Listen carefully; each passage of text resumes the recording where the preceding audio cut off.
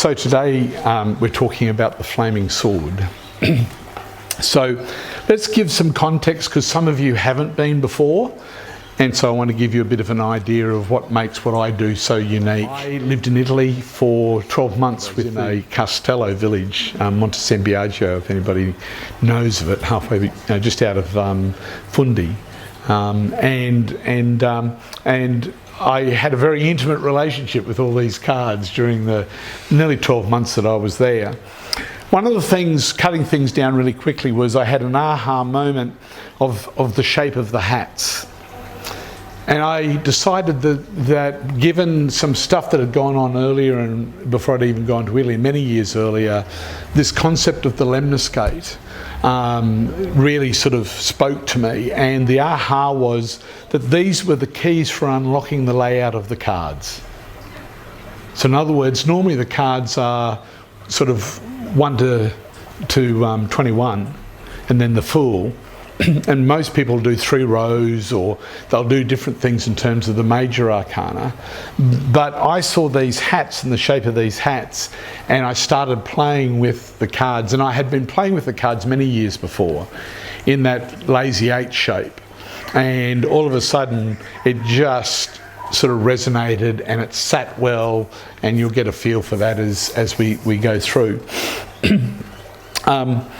So what we have is a spiritual journey, and this was basically a map.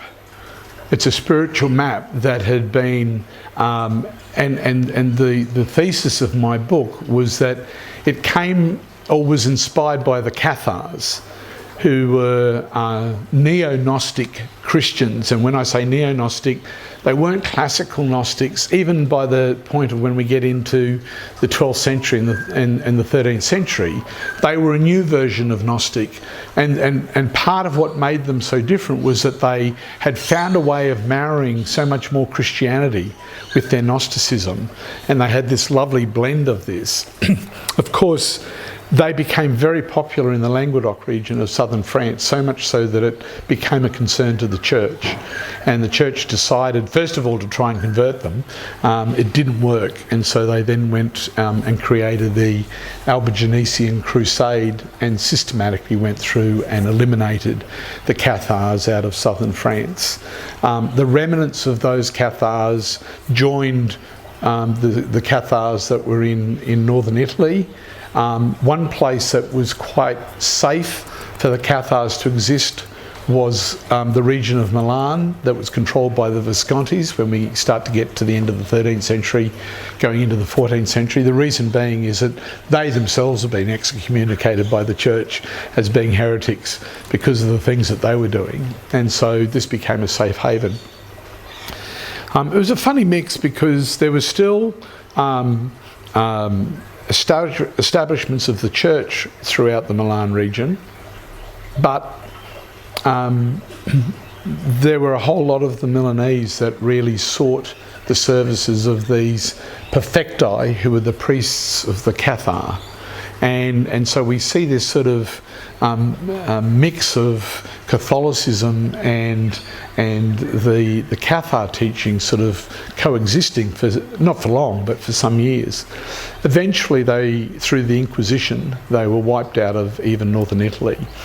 And what was interesting is that playing cards found their way into Western Europe in the late 1300s, in about 1375, and this was at the same time that the last of the Cathars were being exterminated out of northern Italy. And of course you can imagine they didn't wipe them all out, a whole lot of them went underground.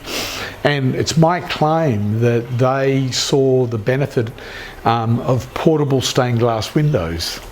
Now, they probably already had portable stained glass windows because they didn't meet in churches. And it was still the way that, if you've been into any of the cathedrals in Europe at all, you're walking in and it's like all the walls are all pictures and every column's got meaning, and the floors and the roof. And that's how people learnt, was through symbolism, not through reading per se. Comic books is how you could describe it. And the Cathar would have had portable manuscripts or comic books that they would have used to teach their teachings. And all of a sudden these cards emerged, and somebody saw the idea of being able to transpose these images from manuscripts onto playing cards. And then eventually the playing cards that came in from the Arab states, we believe, is where they emerged from, that came into Western Europe, were combined with the 22 picture cards, some say to avoid entertainment tax, and they became a game.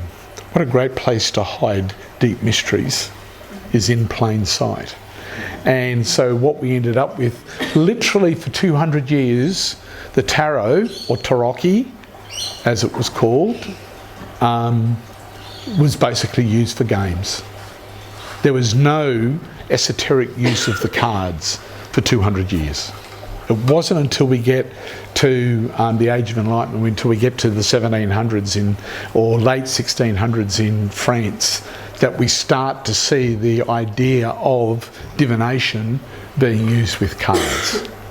So quite a late development. So were any people during this period aware of the hidden secrets in the card? I suspect yes. And I've now started to research this, not in an aggressive way, but once my life settles down again, I'd love to get into it. What we don't have, I have researched right up until 1500, where we had the invasion of France into northern Italy, and they basically ransacked and stripped the library at Pavia, which was just out of Milan, which was the major university, and they took all of the books and tarot cards and that were in that library back into France. So we see sort of this movement of the cards, not that it stopped in Italy, but it was introduced certainly strongly into France at this time. And of course this time also became the point of the religious wars in France, and there was major anti-Protestant activity, and so there was major wars between the Catholics and the Protestants in France, and I suspect that they continued to be used as an underground movement type language during this time when they were being persecuted. And and what we end up seeing is we get to 1650 and the images have been, and I'm going to use the word canonised. So they're now a canon, so they're all the same. There's a consistent use of that, and I believe that from that 1450 period in northern Italy to 1650, there was this fine-tuning of the message and the meaning of the cards. And maybe I have a reason to go and live in France now for a year to go and research the transition of the cards from northern Italy into what started to emerge in Paris from 1650 through to the 1700s, which became eventually known in the late 1700s as the Marseille Tarot. Any questions about that? We've covered a lot of this in the earlier talks, and so I just want to touch on it again. So I came up with this layout of the cards, and it gave me scope for a whole new meaning of what these were all about. So essentially, and we'll talk about this in a minute, this is what is deemed to be the world of illusion. So this is Earth, humanity, what we're experiencing in our human experience. This here is the dark night of the soul, which is making the transition from the world of illusion coming into the treasury of light. This is the alpha and omega. This is where we've come from, and this is where we go back to, which is the world card. And I'm going to give you a bit more detail about that as I go through the discussion today. So I won't spend too much time on this now, because you'll get to pick up on stuff as we're going along. I'm going to be concentrating on this right-hand side more specifically today, because the flaming sword is here in the hand of the devil, in the devil card. he has a sword with a flame on the end. And so I'm going to be concentrating more on this side here. As I indicated before, this part of the journey is the dark night of the soul, and then the upper part of the journey is what's called the Treasury of Light. Treasury of Light was certainly a Gnostic term, and a lot of the mysteries used to talk about the Treasury of Light, but it kind of makes sense because these are all about manifestations of light, which aren't found in any of the other sequences. And so it fits into this notion of being the Treasury of Light. There's some key places along here, and these are sort of like doorways that give you permission to enter into the next phase.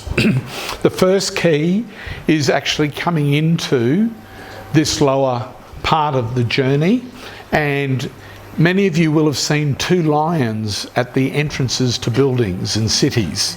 Particularly during, in Iran and some of those places there, you would often see these lions at gateways. In England, everywhere. There's a lion here and there's another lion here.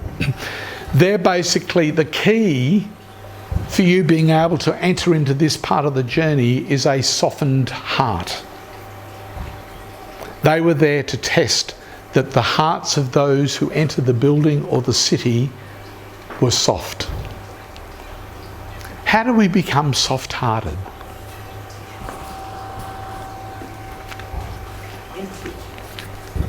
Well, that's what it looks like in its mature version. Yeah. It's beaten up by the world. Beaten up by the world. If you want to know how you some sort of humility. Yeah, it really is being beaten up by the world. That's how our hearts get soft. So what we know is that prior to this, the fool, who is every man on the journey, has been beaten up. And we're going to talk a little bit about that later on. But literally, you've got to have a soft heart. Now, people can get beaten up and they're still hard-hearted. And their way of communicating is, fuck you, I'm going to fight back. They're not soft-hearted. They're about fighting back. So they're staying in the world of illusion. This is somebody who says, no, I just can't take any more. I've had enough. And they're not going to resist anything. And that's the first key for entry into here. Okay? The next key is over here. And this is the key that opens up the house of God, the door to the house of God, or the Treasury of Light. And so this is about the only way that you can open the house of God is to have basically detached from the world of illusion. And so this is a detachment process from the world of illusion. And so we're going to go into explaining what that's involved in. But basically, it's not about giving up relationships and possessions. It's about giving up attachment to relationships and possessions. Okay? And then finally, the next major key is this one here. And that's, I played around with this as a notion, but the trumpet and that cross looks a bit like a key. And that's the test of the cherubim, which is the test of 4 loves. And this is about whether or not you've been able to establish a consciousness of love in 4 dimensions that are necessary in enabling you to enter back into the sacred yoni, re-entering the rose garden, entering the presence of heaven. We talked about this in the last talk. As I said, if you want to see the last talk, go to my YouTube channel, Russell Sturgess, and you'll find me somehow there. Excuse me. And that talk's there that you can have a look at. Plus, there's one of my earlier talks where I talk about sort of how it all sort of came together and all that sort of stuff. And that's why I'm filming this one, because it'll go on there as well. So this is a really significant part of our journey. And of course, we're taught bits of it, but you know, when we've got this as being about 4 dimensions of love, and we have religions that have spent hundreds and hundreds of years fighting with wars and all the things that go right against the fundamental principles of a loving religion, it's like they've lost the mandate to be able to teach this. And what's happened is we're not taught this in churches. And I always like to play with this, but you know, when Adam and Eve, and we'll come to it in just a minute, are kicked out of the Garden of Eden, God puts cherubim and a flaming sword at the eastern gate. How many of you ministers have taught about the cherubim and the flaming sword? Because one would have thought that would be fairly important to understand that, if that's about getting back into the presence of God. But I've never heard a talk, and I used to go to church for many, many years. Nobody ever talked about cherubim and the flaming sword and what that meant. But it was important enough that God put it there so that Adam and Eve couldn't get back in ad hoc. Any questions as I'm going along?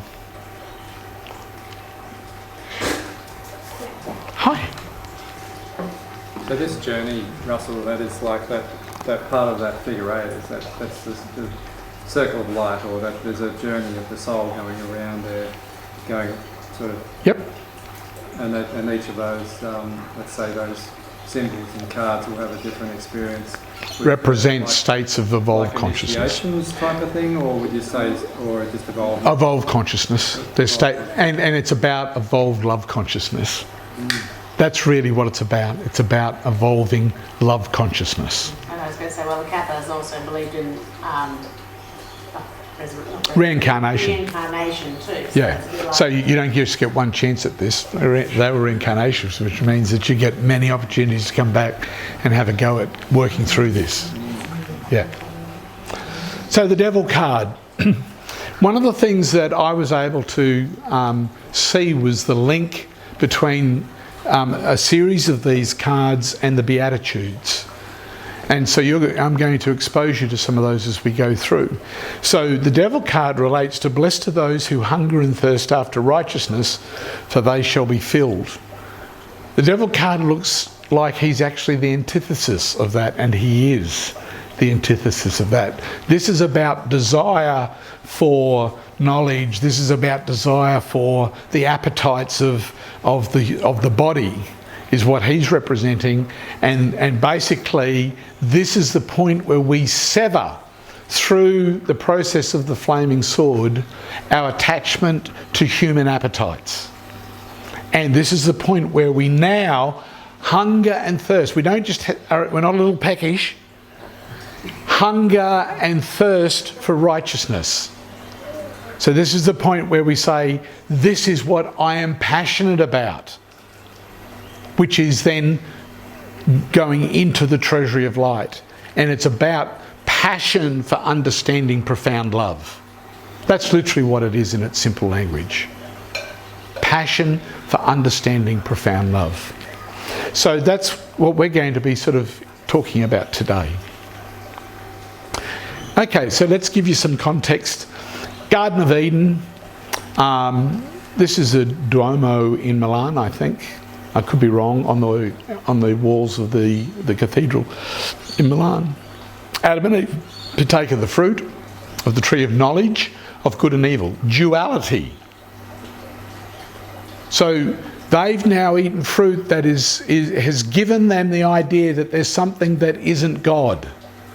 Up until now, all they understood was that they were part of divinity. They didn't understand they were different. Now they have a sense that they're different. And so, this is from Genesis, behold, the man has become one of us. You know how there's a whole new thing about using pronoun language that's inclusive? God was doing that right from chapter 1 in Genesis. Behold, the man has become one of us. He's talking about the whole notion of God being an us. Not a me, not a one. He's saying us, speaking about the collective. to know good and evil. So he's saying, hang on a second, they've grasped the concept of duality now. Now here's what's interesting. And now they become one of us to know good and evil, which means that even God knows duality, good and evil. Adam and Eve now know what God knows. And now, lest he put forth his hand and take also of the tree of life and eat and live forever. Therefore the Lord God sent him forth from the Garden of Eden. So he said, guys, you can't stay here. And the reason being is that they didn't understand in their duality agape love. They didn't understand divine love. They had fear, and we know that they were fear-based because of a whole lot of their behaviours that started to take place. They were afraid that God was going to find them naked. There were a whole lot of things that were going on that showed that they had moved into fear consciousness. And if they partook of the fruit, they would have this sense of knowledge and good and evil and live forever. And God said, well, we need to help them sort that stuff out so that they can come back and maintain that knowledge. We need them to maintain the knowledge, but with a context of divine love. And so the journey of the human experience was how to work out how to adopt divine love as a way of life in order to enter back into the presence of the divine us. Okay? So, as they're expelled from the garden, so he drove out the man and he placed at the east of the Garden of Eden cherubim and a flaming sword, which turned every way to keep the way of the tree of life. That kind of has this sense that if you want to get back into the garden, you've got to pass these two gatekeepers, which are essentially tests. One of them is the test of the flaming sword and the other one's the test of the cherubim. And so what these cards did was gave us a really lovely understanding of what those tests were and how to pass those tests. These people understood that knowledge. They understood what was required to have that become a reality based on what I've understood. And we're going to explore that. So on the left-hand side, we have the central card, which is Alpha Omega. It's where we come from, where we go. So the Alpha Omega, I use the word undifferentiated consciousness. So in other words, all there is oneness. That is what God is. It's the us. The us is oneness. It's not masculine, it's not feminine. It's the collective, it's undifferentiated. If you want to, it's an androgyny. Okay? That's where we came from.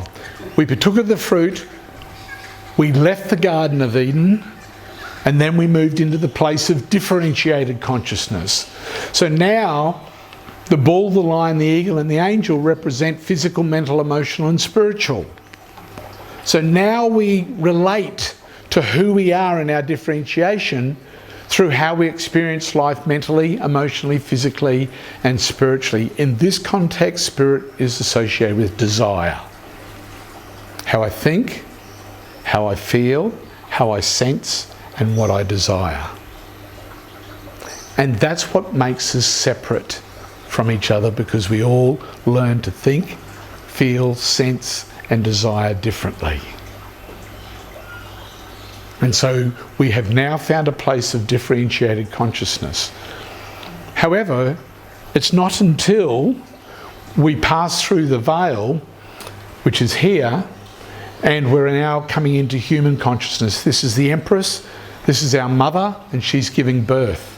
If you want to know where the birth is in this, these little zigzags out on the left-hand side, nobody's ever told me what they were when I studied symbolism and tarot. That's the fool as the eagle, which is on the symbols of the shields, being given birth to. It's coming out of the side of the hip of the Empress. She's giving birth to the fool, to human consciousness. Okay? And so we go through our journey of human consciousness until we come to the crossroads. And we'll talk more about what happens in those. And then on the other side, we have undifferentiated consciousness. But now we start to experience soul consciousness. So in other words, we're starting to go within and experience consciousness within, not just without, which is human consciousness is primarily what's without. So then this card here is the conception of Christ consciousness. So this is where the seeds are planted, and we'll talk about that a little bit later on. Then we have what's called the gestation of Christ consciousness, which is reflected in the next three cards. Then we have the birth of Christ consciousness. Then we develop non-duality consciousness. And then eventually we come into undifferentiated consciousness. That's the journey of our consciousness, which for this moment has a body in this form. It just happens based on the Cathar beliefs. We have many bodies that our consciousness gets to experience on this journey. Any questions? Have I lost anybody? Any comments? While I have a drink.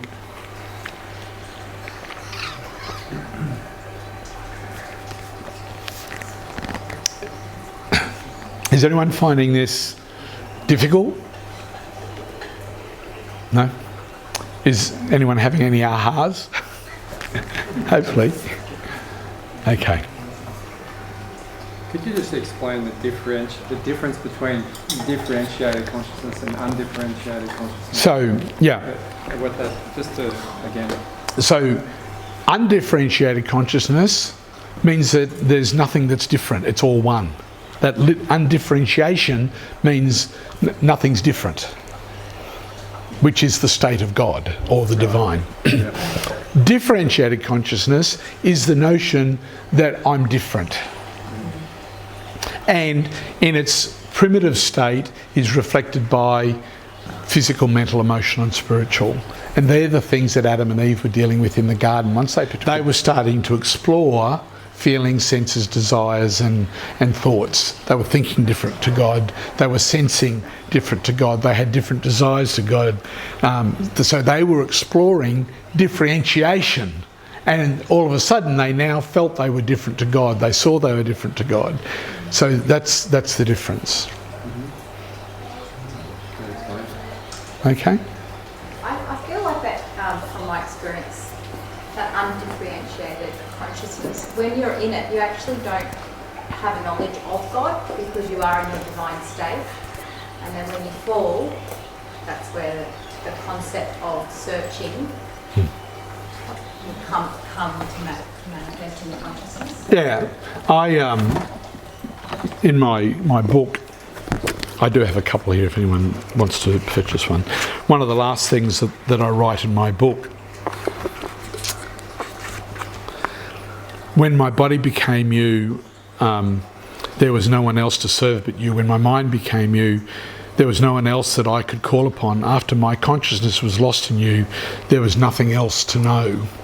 Losing myself in you, you and I ceased to exist. That was written by Akamakavedi, who was a 12th century Hindu poet, which is quite interesting. Okay, so this comes back and puts it all back together again in terms of the whole journey. Okay, we start here, we come through this experience, then we come back through this experience, and then we have the choice of entering back through here if we can pass the test of the cherubim, which is the final love test. If we can't, guess what? We come back here and we do it again. Reincarnation, we go through it, and any point in this journey we can get so far and all of a sudden we'll find ourselves back here. You know, coming into this part here, I kind of think of it like this. We come into here and we go like this, we go like this, and we go like this, and we go like this. It's like there's this continual process of hopefully advancing with each step. But yeah. Okay, so there's some severing that takes place in this journey from the world of illusion into enlightenment. And the first one is what I call the pruning. And the Hanged Man is the first card after the lady that's holding open the mouth of a lion, which is the Strength card. And you notice that the trees have been pruned, and in a lot of the tarot cards, even the top beam has got pruned images drawn onto it as well. And this is the process that goes on at the end of the world of illusion. So we're born of our mother and father. We then go through the world of illusion, focusing on 4 areas primarily, either in scarcity or abundance, and that is power. So we either have the urge to be powerful, or we've become the victim and feel like we're victimised, powerless. Wealth, well, that's pretty straightforward. We're either rich or we have a sense that we're poor. Love, we have love or we are loveless, unlovable. And success, in other words, we've made it, we've achieved, or we haven't. And we're recognised for our success, or we're a cipher, a zero, a nothing. So those 4 things we play out. And what happens is we get to the point in the journey where these 3 cards then interfere. And they are justice, natural justice, time and chance. Natural justice is when you've continued to abuse either mentally, physically or emotionally your body, either through being very aggressive or through avoidance. But in other words, there's a point where natural justice catches up and you have to suffer the consequences. This is about going and seeing a doctor and being told you've got cancer. Or having a business fail, which we've seen a whole lot of those just lately with what's been going on. People, homes flooded, and all of a sudden now that's chance. Floods are chance. The wheel of fortune turns. And it's either there and you're fortunate or you're not. A number of times you see tornadoes go through cities or towns and one house will be left standing and everything around it will be destroyed, and it just doesn't make sense. That's the wheel of fortune. The other one is time. Getting old. And we can't stop any of those from happening. We try to. We try to use insurance as much as we can to stop the impact of these. But even that doesn't stop it. But these 3 basically break down the world of illusion. Their role is to go, this is all a trick. None of it is real. Because if it was real, it'd be sustainable. And we're being told through the interference of these 3 that none of it's sustainable.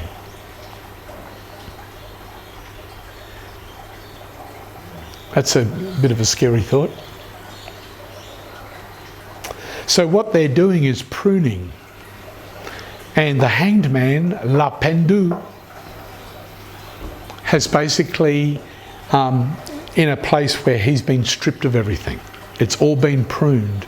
And this is the first beatitude. Blessed are the poor in spirit, for theirs is the kingdom of heaven. So literally,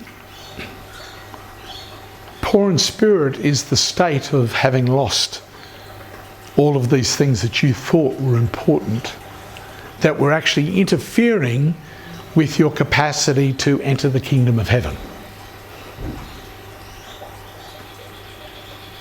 Thank you for that. Sorry? I've always really struggled with this beatitude. It's often written, blessed are the meek. And I can never understand what that truly means. So now when you bring a note down, there's the lack of desire because you can shoot with everything. Yep. Which makes that sense. I think the Beatitudes were some of the most amazing bits of scripture that have been written. Anyway, that's another thing. Okay, so the Hanged Man is hanging on by a thread.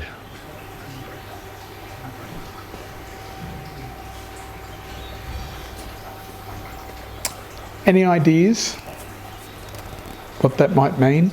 And the fact that he's wearing shoes is another important symbol. No? It can be untied, it can be released. It can be, yep. You're trying to hang on to what's left. He's trying to hang on. He's grieving what he's lost. Grief is hanging on to what we lose. He's still attached. Shoes were a symbol of wealth in the medieval period. Most of the servants and that were barefooted. When you were in a state of humility, you didn't have shoes. He's still wearing his shoes. And in fact, some of these images will show this foot is barefoot, and this foot here, which is facing back to where he's come from, still has a shoe on. One shoe on, one shoe off. These are really subtle symbols, but they're really important language in terms of understanding that he's still attached to the things that he's lost. He's grieving what he's lost. He's still hurting at this point.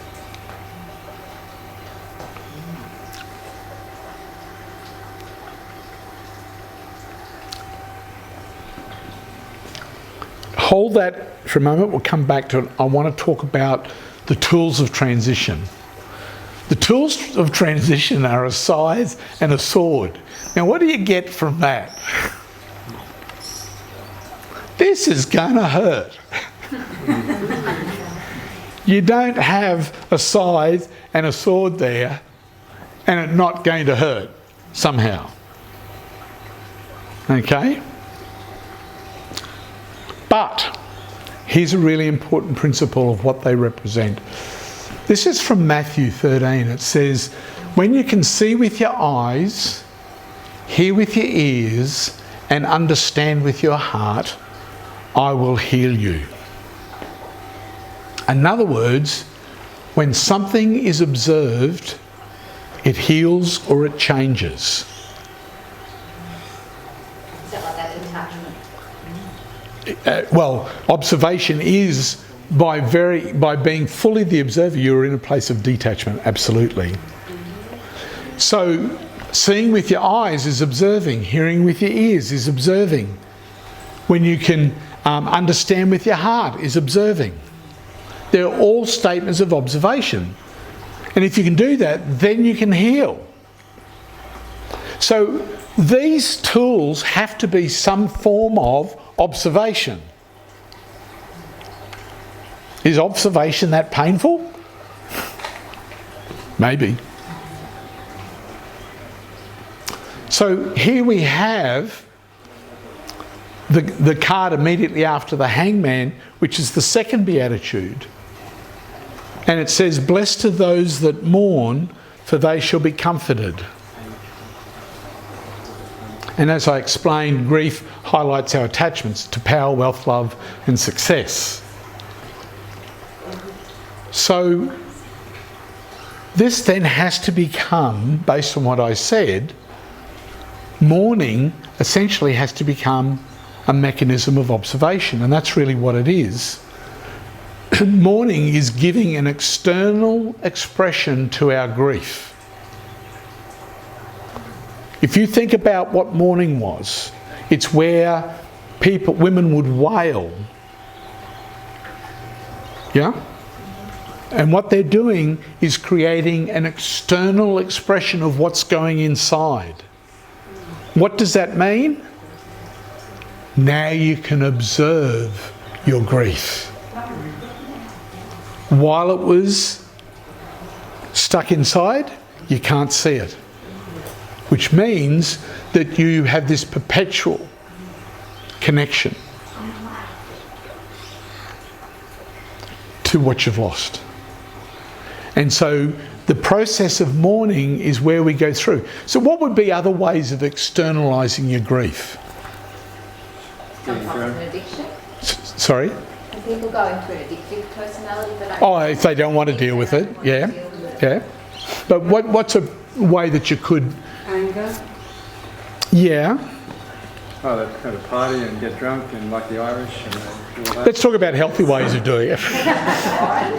It could be that you go and talk to a spiritual director, or you speak to somebody where you can externalise it out of your head and here and give it a voice. Talk about it. Art, creativity. Art, absolutely, are really powerful, whether that's music or drawing or whatever. Absolutely. Writing, journaling. Absolutely. So there's all these different ways that we can externalise, because we want to be able to step back and, in the place of being the observer, not only observe what it is that we've lost, but also observe what it is that we're feeling. It's not about denying the feelings. The observer doesn't deny their feelings. It's just not attached to them. You have feelings, but you're not your feelings. In the place of being the observer, hello, you witness those feelings, but you don't give any meaning to them. I'll say that again. You witness the feelings, but you don't give any meaning to them. That's literally what's going on in this place here. The old adage, you can't change what you can't see, that makes sense now when you begin to understand the role of the observer in all of this. Yeah? But the key is observation rather than identification. Mm-hmm. The minute that you go past stating the facts, you stop observing. State the facts and then put a full stop.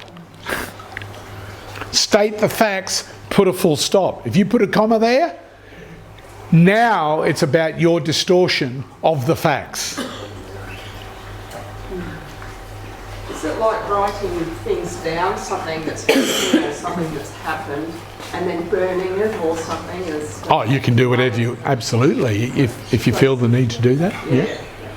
Absolutely. I suppose, like, one of the teachings that we say is the whys, the whats, all those question marks, things like that. If you have that, it takes you into that pain, it keeps it going and going and going. But if you can put full stop, observe it, it's done, move on, let's ascend from this, whatever it was. Or you may have to keep on observing it for some time as well.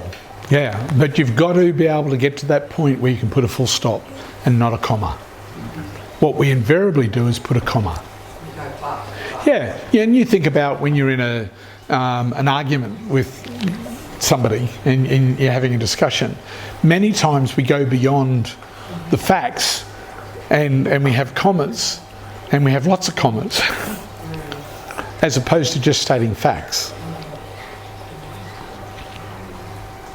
Now, blessed are those that mourn, for they shall be comforted. The next card is Temperance, and she is the comforter. And the third beatitude says, blessed are the meek, for they shall inherit the earth. What that literally means is that you will be prostrate on the ground. That's what inheriting the earth is. You will be so humble that you will be face down on the earth in this place. You are now totally teachable.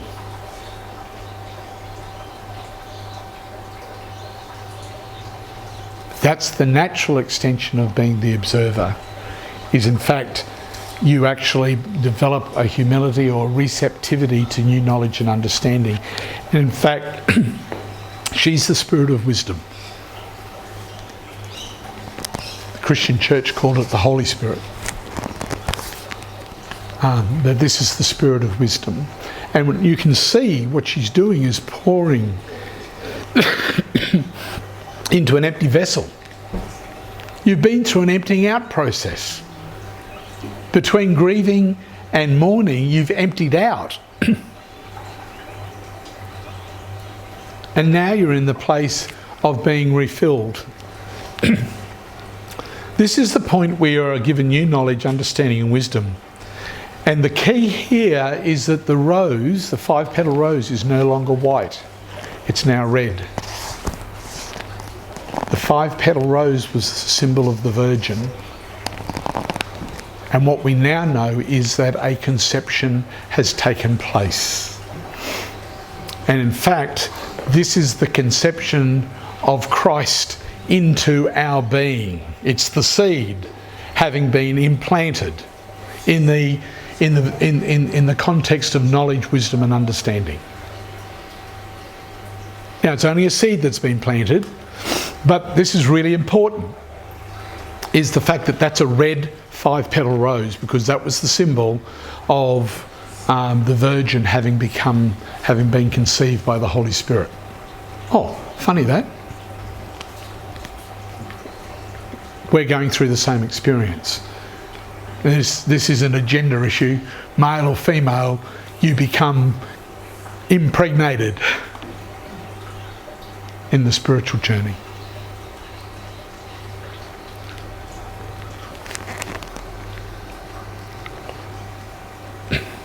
And then we come to the Devil card, and this then says this is what you do with that. Now that you have that new knowledge and understanding, what ideally will happen is that you will now hunger and thirst after righteousness. Now, righteousness shares its root with the word justice. And so literally this is about social justice. This is about developing a passion for helping the needy.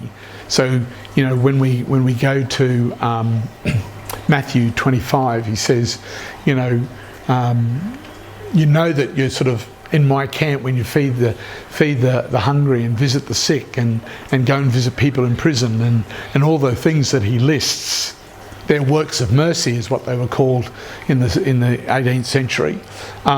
So you've got these works of mercy that now you start to do. And we seem to have lost touch with that as a society. You know, it was so lovely this week. I was unwell and I live in a place where the lady who owns the house that I'm renting lives in a house beside. And we get on really well. And her and her friend knew that I was sick, and I had a knock on the door on Thursday night, and I opened the door and here was a tray of freshly cooked food and a flower, and they were sort of walking back into their house, and I thought that's what that's all about. And you know, I put that on Facebook, and the number of people that have continued over days to like that just is really a reflection of how it's something we once upon a time really knew about. Those of us that are a bit older, it was part of our experience. And it just doesn't happen as much, if at all anymore, to that same extent. So, this is about not getting caught up in personal appetites. This is about being able to move beyond satisfying the wants of the ego, and now starting to move to seeing a way that you can make a difference in the world as a way of life. The devil's hands are interesting. This one is open and this one's got a flame, holding a flame. It's the element of air and the element of fire. And this is recalibrating your thinking and your desire. You see, there's so much headdress. Now, there's a whole lot of other stuff to do with that, but there's a whole lot of headdress highlighting the head and the idea of the mind, and then there's all the appetites. Sometimes there's even a face on the belly, like it's wanting to eat food, you know, but we've got the sexual appetites and the food appetites that are there.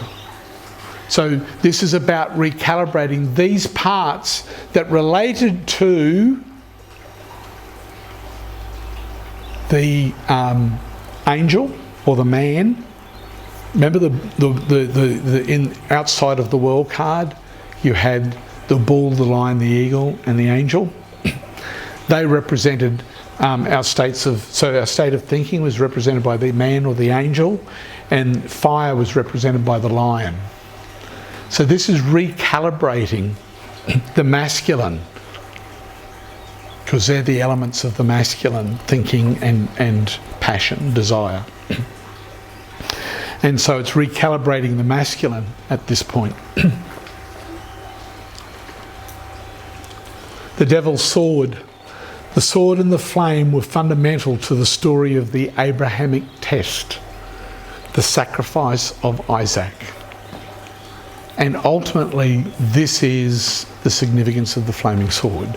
And we're going to spend a little bit of time, and I'm going to share some of my own experience here in terms of what that looks like. So this is Caravaggio, if you are familiar with his work. This is his version of Abraham. Who isn't familiar with the story of Isaac? Okay, so the story is that Abraham and Sarah couldn't have their own children. And it turns out that Sarah falls pregnant somewhere just before she turns 100 and gives birth to Isaac. And Isaac's just a young man. And an angel appears and says to Abraham, God wants you to go and sacrifice Isaac on Mount Sinai. And this was a test.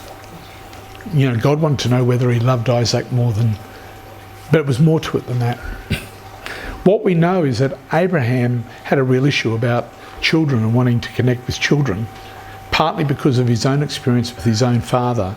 From the Islamic texts, we find out that he was estranged from his father, even to the point where he left his home, his birth home, for fear of his own life because of the tension that developed between him and his father. And for the rest of his life, he was looking to mend that by developing relationships with sons in order to heal his own wound. And so he took Lot with him, who was his nephew, when he left, in order to have a place. And of course that didn't work out. Him and Lot didn't get on real well at the end. And then, because he couldn't have children to Sarah said, well, why don't you take my handmaiden, I can't remember, Esther? Can't remember her name. And have a son to her. And so Ishmael's born. And so he now has this son in Ishmael. And then all of a sudden he has his own son. So, and of course, does anyone know what the promises were to Abraham from God if he did what God asked him to do? Can you remember what he was told would be his blessing? He would have more children than there would be grains of sand on the beach or stars in the heavens. We get that there's a child issue here. Otherwise, this all wouldn't be tied in. So what we learn is that there's more to sacrificing Isaac than just to prove his love for God. This is God finding out whether Abraham's got over his narrative about his deep wound with his relationship with his own father. Because if he hasn't, it's interfering with his way of being able to serve God.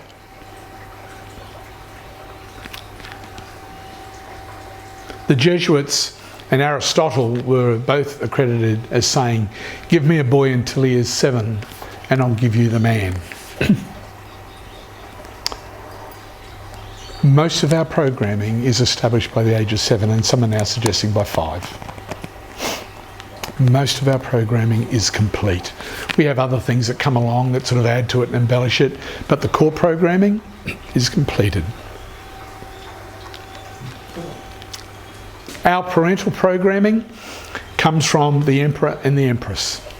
We see this depicted. She's given birth and she's already created a shield in which the symbol of the child as the eagle is on the shield, and it's immature. It's got immature wings compared to the one that's here. This is a matured one. And of course, once the child gets old enough, once it's got beyond 7, which is where does most of the programming come at that time? With mum. Then we have the father involved, and then the programming continues, even to the point where he's got his foot on the shield, as if he's maintaining control, and there's a framework around them, which is the conditioning and the programming.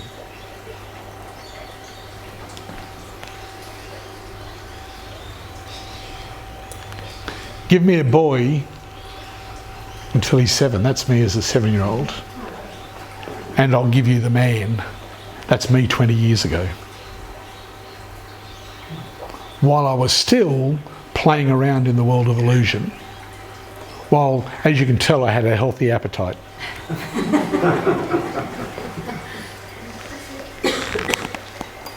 Now, it nearly looked like I could have been Aboriginal in this one here.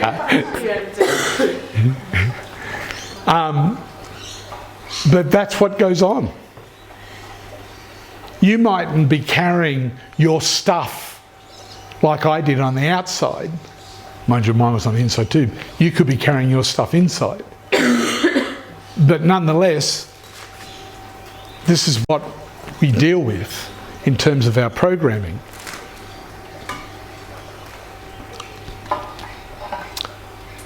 When we go through the process of the test of the flaming sword, and what the test of the flaming sword is doing is basically severing the narrative of our programming,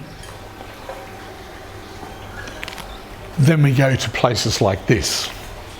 And this was a decade ago when I was walking the Camino, as a direct result of having worked through my narrative and been able to get to the place of the flaming sword. I had been through the experience of the flaming sword.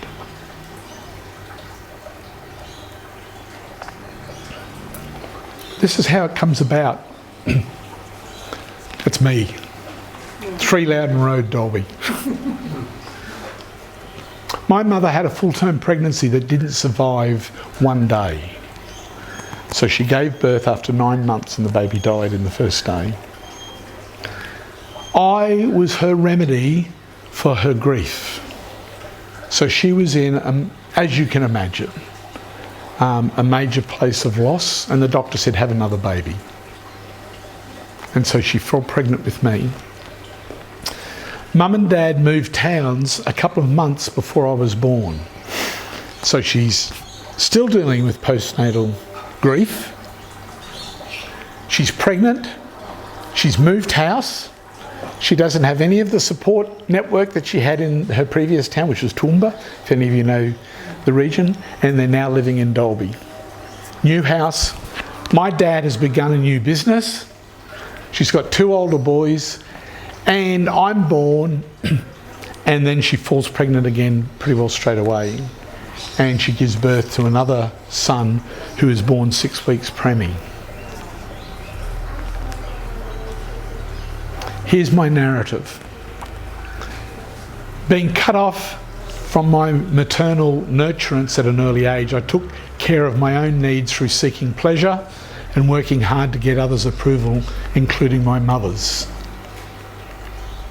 And that narrative became what controlled my life, without me even knowing it.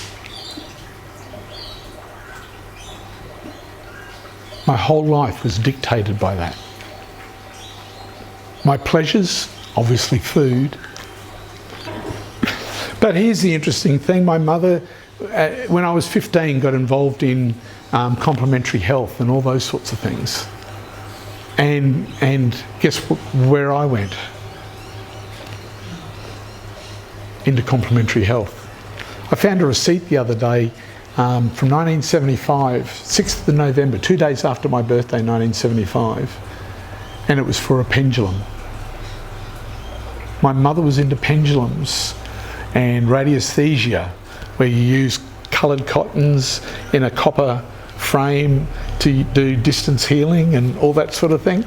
This is an interesting woman. But that's why out of all my brothers I became the weird one and got involved in that stuff. 1976 I was studying at the South Pacific College in Sydney. There was me and my other friend lives out at what's the community out there near Kenilworth? Crystal Waters. He's lived there for years. He and I were 17-year-olds. We were the only 2 teenagers at the college. Most of the other people at the college in 1976 were hippies out of the 60s who were there studying. We were quite unique. So that then dictated my life, which meant that it was impossible for me to have space for the divine in any of that. It wasn't possible. Because so much energy was being consumed meeting the demands of my 7-year-old that I didn't even know was pulling the strings.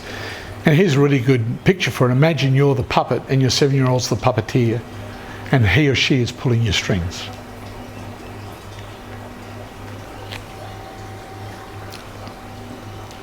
Our narrative has us habitually invested in sustainable values, unsustainable values, and it's what causes our suffering. That's why we suffer.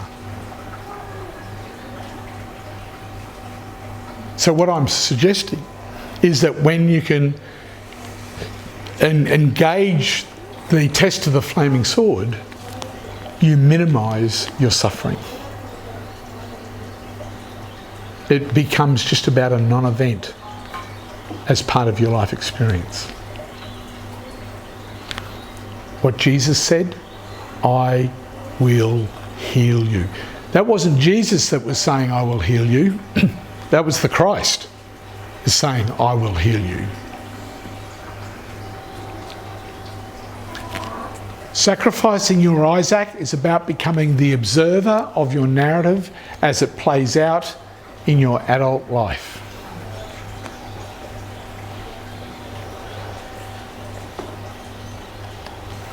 So what happens is, once you've identified your narrative, now you start to, at every turn, begin to look at what's going on, and as the observer ask, what's this got to do with my narrative?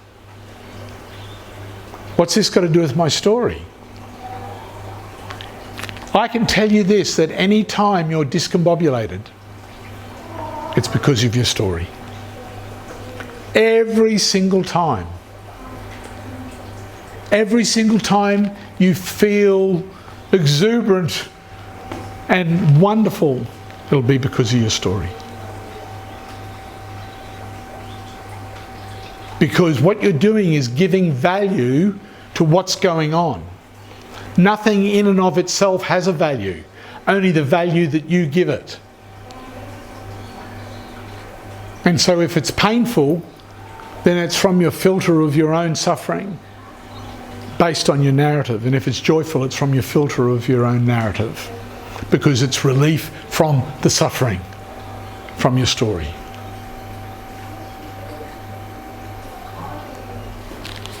Yeah. Can there be a distinction that's made between the suffering from your own narrative that you're referring to, the observing of that suffering, and then perhaps another level where it's all okay, and that you're not trying to suppress, identify, diagnose Right. the notion of, like, where did this come from? How do I go beyond it? That we all have within ourselves, let's say a third level.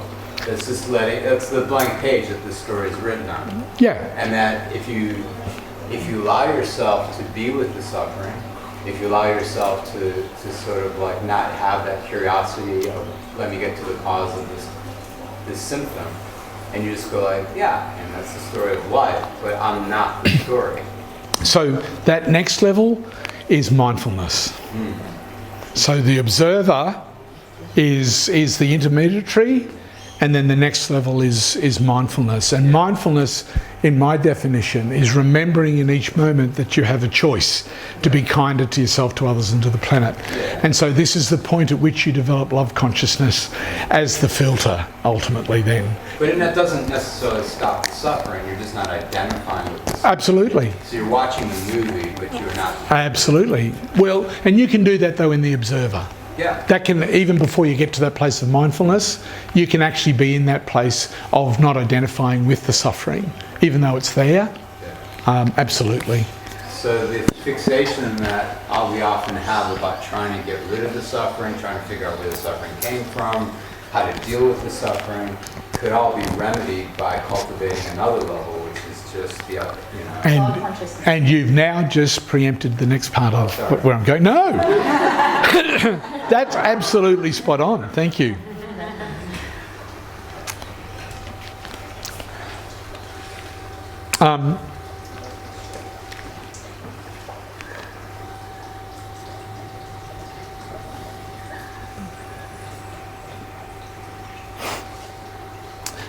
And it's literally the next. It's then about finding the gift it afforded you and holding an awareness of gratitude. So here's the interesting thing, is that the story was actually the gift that you gave yourself to make a difference in the world in an attempt to evolve in your consciousness. You can't do that alone. And so it's finding the lead in the gold. It's alchemy now. And that's what we now do, is that we shift our perspective and we find the lead. There's going to be a point where you're going to put that 7-year-old, so much other child healing work, healing the wounded child. I don't know if they do this, but what I playfully say is put him on a pedestal, put her on a pedestal. You little beauty. All that you took me through has given me all of this, and I can use this to make a difference in the world.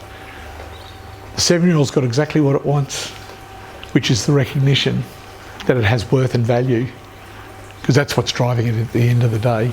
And then you've got what you want, which are all these amazing gifts to go into the world and touch the lives of people, which could only be afforded if you had had the suffering.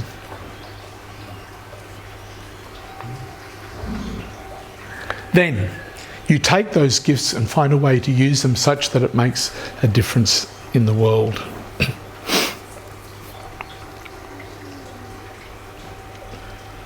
Now you are pregnant with Christ consciousness.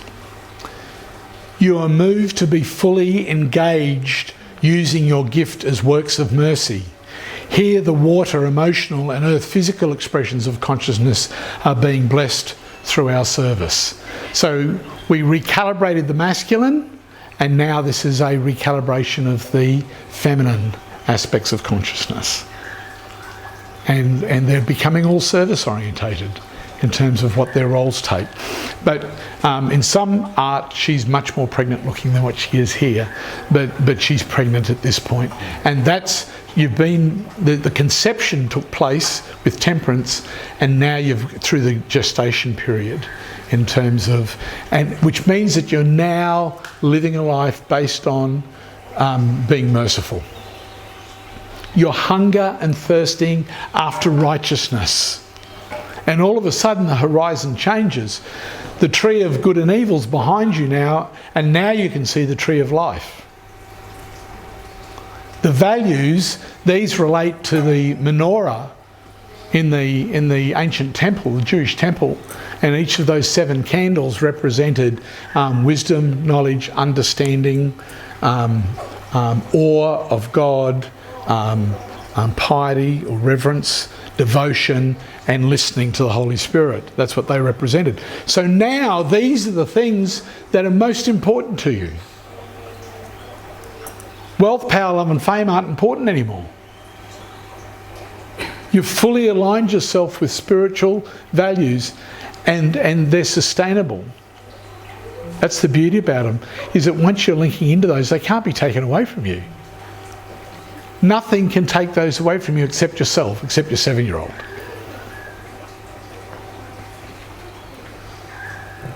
So is there a connection between the two jugs from Temperance it was, wasn't it? Well, she was pouring water, which was Christ consciousness. Yeah. So what we're now doing is pouring. So the corporal works of mercy are feeding the hungry, and visiting the sick. Spiritual works of mercy are forgiveness. Love your enemies, bless those that curse you, do good to those that hate you, etc., etc. Turn the other cheek. I'm writing a series of blogs right now on forgiveness and explaining what that looks like and how to achieve that in this day and age, how to live with forgiveness, because ultimately that's a way of life. So we're now doing what she did for us in our way we're doing. I was going to say, because she's pouring onto the earth and pouring into the water. Into the so water. that's symbolism too. Those two aspects of our consciousness, our, working on healing the emotional and the physical. Before I came here, I was really thinking about that and thinking, I wonder who I'm going to meet, what souls I'm going to meet. It's really opening up this whole understanding of benevolent being, and that's what it's all about. If you've reached that point where you, no matter what soul's in front of you or situation, you have that level of mercy and benevolence because you've conquered the pouring of the cups, you're able just to stay in that higher level. Yeah. So yeah, thank you. So in the next talk that I'm going to be doing, I'm going to be talking about the Treasury of Light. And this is sort of the first card in the Treasury of Light, which means we're at the end of our talk today. I don't need to fill you with any more information. You've got enough to go away with, and my voice is starting to run out. But what we've done today is giving you some insight. Now, the work that I do, which is through the Centre for Western Mindfulness, which is my business, is that I've developed a mentoring program where I work one-on-one with people, and this is my commercial for being here today. And so we have a short program that goes over 8 weeks, and we have an extensive program that goes over 6 months that we work with people one-on-one over that period of time. And basically we're taking people through this journey. Particularly the dark night of the soul journey, that's what we're taking you through. We help you find your narrative and help you to reprogram that by virtue of how it can make a difference in the world. So feel free to get on to me if that's something that you want to pursue at any stage where you can feel inspired. The workbooks for those are state of the art. I've been working on this stuff. Sally, who's here with me, is one of our mentors who works, or is learning to work with people to use this, and she's seen the quality of our work, and I've been developing this stuff for nearly 12 years now, and all of it came out of the research that I'd done from this. It's basically taking that, and I've taken all the religious language out of it because not everyone's up for that. Because you come here, you get me as I am, and you get the religious language.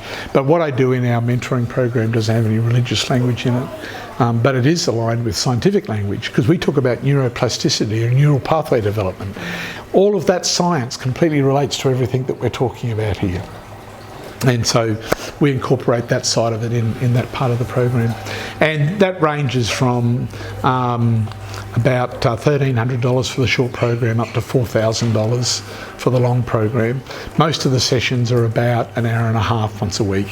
Can be done face-to-face or online on Zoom. And I live at Maroochydore, so I'm not too far away. Thank you for letting me be here today and share this with you. I hope that you can go away with some gems and something to ponder and think about. And what I want to do is just open the floor to any questions that you might have.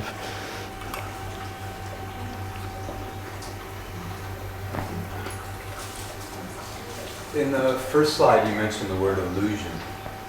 Sorry? In the first slide that you shared with us, you mentioned the word illusion. And if I were to ask you, once we leave the garden and we get involved in differentiation and duality that you were talking about in the first slide, everything that happens from that point onwards is part of the illusion. Yeah. And so the work that you're doing one-on-one with people is helping them through the illusion to realize that it's all one. Yeah. And the challenge for all of us is to realize that we can get stuck along the way in illusion, forget that it's an illusion, and then have guidance from you and those people who work with you, your mentors, Yep. to get out of the mud and extricate ourselves from what we started as soon as we left the garden. So one of the things that our last 5 sessions is called Mindful Not Willful, and it's 5 tools that you can use to help you recalibrate back into the place of being mindful. So not only are we helping you through the process, but we leave you with 5 tools that you can use day to day that really do help you retrieve that state of mindful consciousness when things happen. And the fact is, things do happen. As you can imagine, as you develop the muscle of awareness and mindfulness, less and less happens. But I've been doing this for years, and every once in a while, most of it's self-inflicted. In fact, it's never inflicted by anybody else anymore. It's self-inflicted. And generally when I have wobbles, it's when I'm actually working through stuff and continuing to do my own work and awareness work. And sometimes that brings up some of my old stuff again.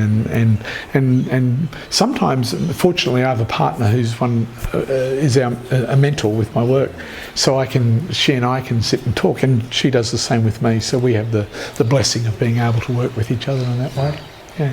But that's what we do. Would you say that the abbreviation of that whole story is the journey from me to we? Yeah, absolutely. The abbreviation of that story is it's stopping us being we. It's that simple. It's what's stopping us from being we.